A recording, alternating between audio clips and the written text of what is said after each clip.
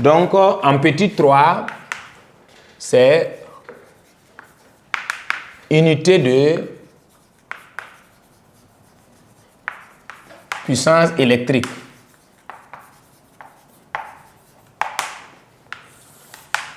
Voilà, donc, la puissance électrique consommée par un appareil s'exprime en quoi?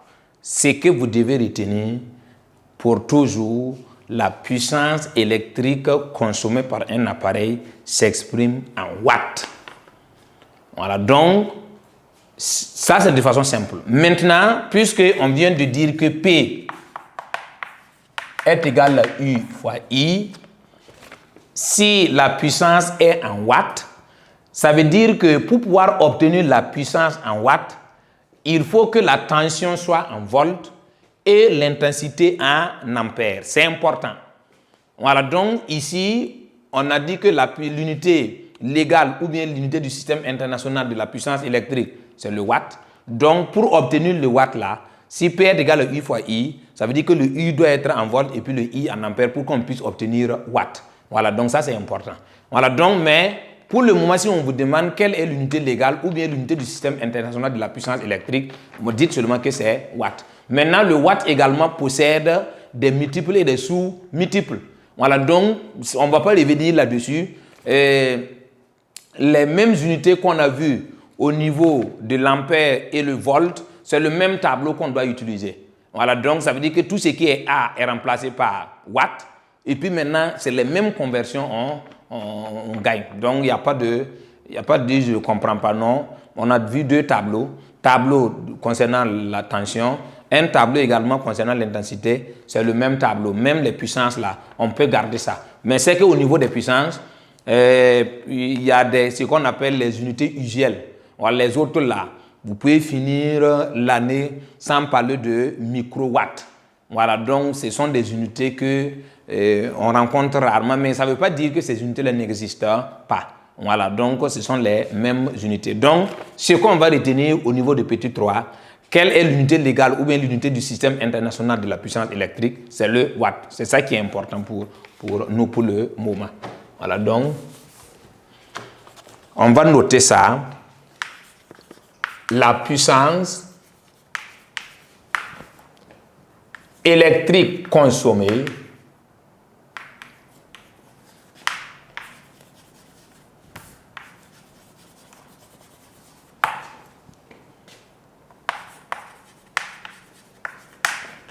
par un appareil s'exprime en watts.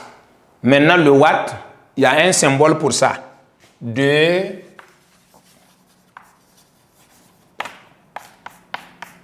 symbole W. Voilà, donc on peut donner par exemple un exemple. Voilà, pour que vous puissiez comprendre, on peut mettre P égale à 200 W. Ça veut dire P est égal à 200 watts. C'est ce que ça veut dire. Si vous voyez W, ça veut dire watt. Voilà, donc il ne faut pas chercher faut pas chercher autrement. Non, c'est tellement simple. Voilà, donc c'est ce que je viens de dire. Si nous voulons P qui est égal à U fois I, ici, si nous voulons ça en watts, ça veut dire que la tension doit être en volts et puis l'intensité en ampères. C'est important.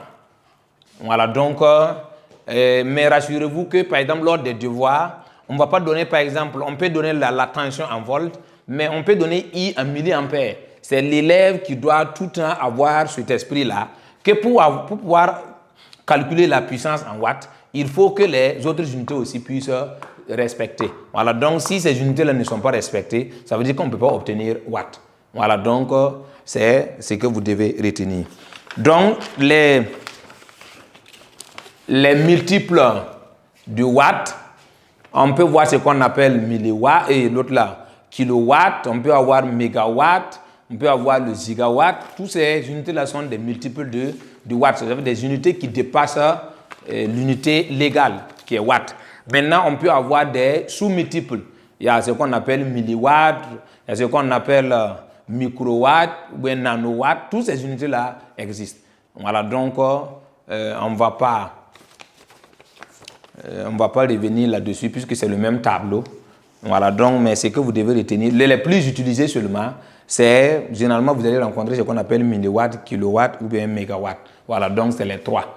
Mais je ne veux pas dire que les autres là n'existent pas. Voilà, les unités que vous allez utiliser fréquemment, voilà, ça ne doit pas dépasser les trois.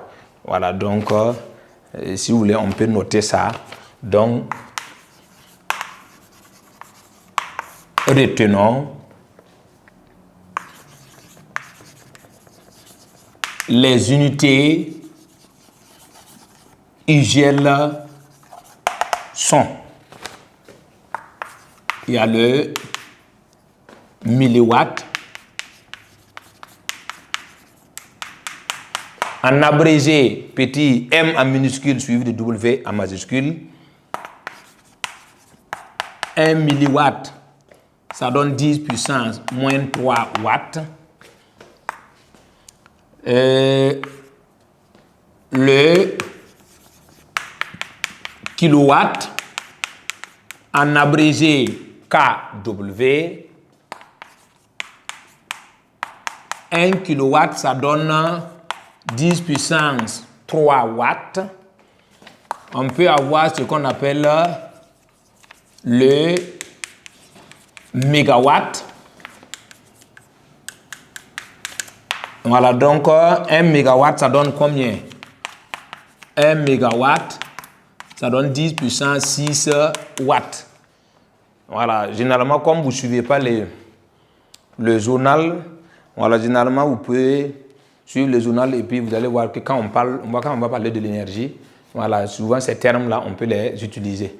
Voilà, bon. Voilà, donc, voici en gros ce qu'on peut retenir concernant le grand 1.